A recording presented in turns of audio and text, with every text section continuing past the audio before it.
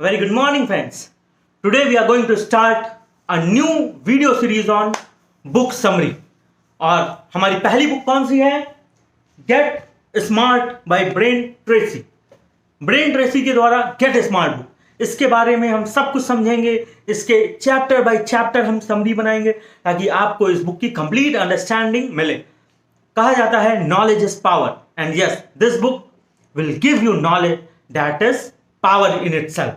तो इसके table of content की बात करें कि क्या क्या हम इसमें पढ़ेंगे. पहला, long term perspective versus short term perspective. कैसे हमें लॉन्ग टर्म के बारे में सोचना चाहिए, छोटा नहीं सोचना चाहिए, छोटे समय के लिए नहीं सोचना चाहिए, हमें लंबी जर्नी तय करनी चाहिए. Life is not a 100-meter race, it's a marathon. Will discuss in detail what has been written in this chapter. Long term perspective versus short term perspective. Second, हम लोग डिस्कस करेंगे slow thinking versus fast thinking. कब हमें slow thinking required है, कब हमें fast thinking required है. Slow thinking कब रिक्वायर्ड है? जब हम लाइफ के बड़े बड़े डिसीजन लें, like purchasing a house, what career we should step in. ये सब स्लो थिंकिंग के डिसीजंस हैं. फास्ट थिंकिंग के क्या डिसीजन है? आज हमें क्या खाना चाहिए, आज हमें क्या पहनना चाहिए. ये सब फास्ट थिंकिंग के डिसीजन है. तो हमें पता होना चाहिए कौन सा डिसीजन हमारी लाइफ में स्लो थिंकिंग रिक्वायर करता है, कौन सा फास्ट थिंकिंग रिक्वायर करता है, और स्लो थिंकिंग में कितनी स्लो थिंकिंग रखें, किस डिसीजन को कितना समय दें. इस चैप्टर में हम ये सब चीज बारीकियों से समझेंगे. इसके बाद है inform thinking versus अनइन्फॉर्म thinking.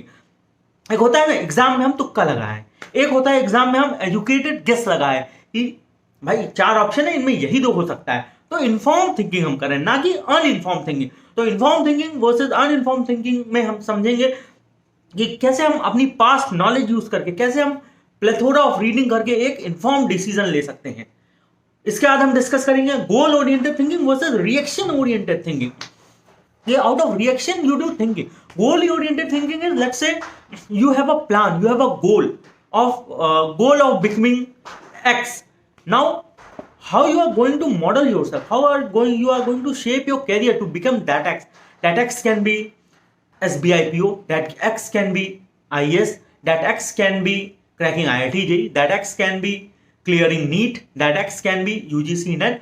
So your goal, how you are going to do goal oriented thinking. आप अपनी थिंकिंग को गोल से कैसे बांध सकते हैं कि आपका 10 साल बाद ये गोल है, 5 साल बाद ये गोल है, 2 साल बाद ये गोल है, और आप अपनी जीवनचर्या को कैसे डिसिप्लिन में ला सकते हैं इस गोल को अचीव करने के लिए.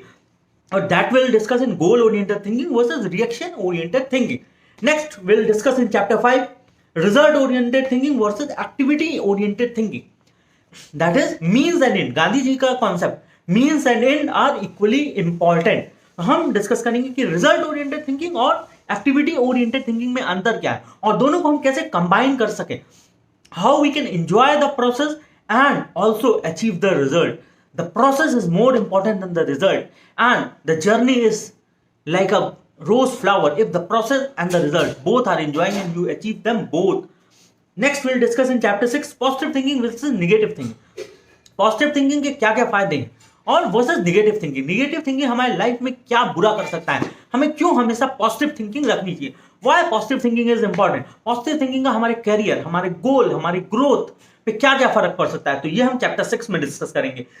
इसके बाद आता है flexible thinking versus rigid thinking, और दोनों का समावेश से क्या फायदा है. हमारे कॉन्स्टिट्यूशन की बात करें तो हमारा कॉन्स्टिट्यूशन फ्लेक्सिबल भी है, रिजिड भी है. हमारी लाइफ के डिसीजन की बात करें, फ्लेक्सिबल भी रहती है हमारी लाइफ, रिजिड भी रहती है. बहुत से डिसीजन हम फ्लेक्सिबिलिटी से ले लेते हैं, बहुत से डिसीजन रिजिडिटी से ले सकते हैं, क्योंकि बहुत से डिसीजन हमारे थॉट प्रोसेस चेंज करने पड़ते हैं. अब थॉट प्रोसेस चेंज करने के लिए हमें बहुत टाइम लगता है. तो हमें क्या करना चाहिए, किस सिचुएशन में फ्लेक्सिबल रहना चाहिए, किस में रिजिड रहना चाहिए, और किस में दोनों का मिश्रण रखना चाहिए, ये हम इस चैप्टर में डिस्कस करेंगे. चैप्टर 7.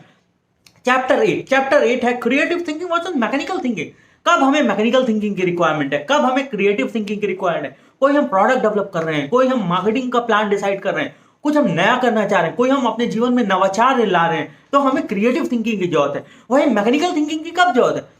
जब कोई लॉ फॉलो करना है, जब कोई रूल फॉलो करना है, जब कोई रेगुलेशन फॉलो करना है, जब कोई इथिक्स की बात है, जब कोई मॉरलिटी की बात है, तो हम मैकेनिकल थिंकिंग कर सकते हैं.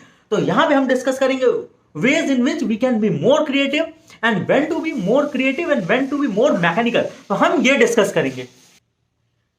नेक्स्ट हम चैप्टर 9 में डिस्कस करेंगे entrepreneur thinking versus corporate thinking.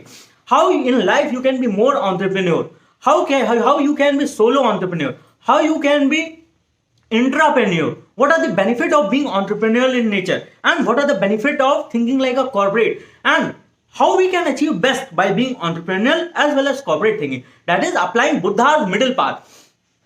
Last but not the least, we'll be discussing chapter 10. Chapter 10 is rich thinking versus poor thinking.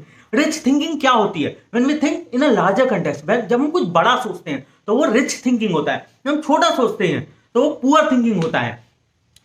Poor thinking में क्या होता है? हम इमीडिएट सोचते हैं, हम अपना भला केवल सोचते हैं, सेल्फ सेंट्रिक, इगोइस्ट, दूसरों को बर्बाद करना, that is poor thinking. Rich thinking is सभी का भला हो, यूटिलिटेरियनिज्म कॉन्सेप्ट हम डिस्कस करते हैं जिसमें हमारा भी भला हो और का भी भला हो. How to grow rich, how to think rich, that is collective human being का अपलिफ्टमेंट हो, कलेक्टिव सोसाइटी का अपलिफ्टमेंट हो. और इन सबों में हम डिस्कस करेंगे कि कैसे हम बेस्ट पॉसिबल आउटकम अपने लाइफ में ला सकते हैं और अप्लाइंग बुद्धाज मिडिल पाथ, जो कि हम बोलते हैं कि हर चीजों का बेस्ट लाएं, कोई भी एक्सट्रीम पे ना जाए, because any extreme is bad. Follow the Buddha's middle path. ये सब चीज हम इस बुक में डिस्कस करेंगे. Will discuss all 10 chapter one by one in this book review series, book of Brain Tracy Get Smart. We'll be starting chapter by chapter summary on this channel. Follow, share, subscribe this channel and get all the knowledge free of cost, because knowledge will change the country. Knowledge is power. Thank you very much. Jai Hind.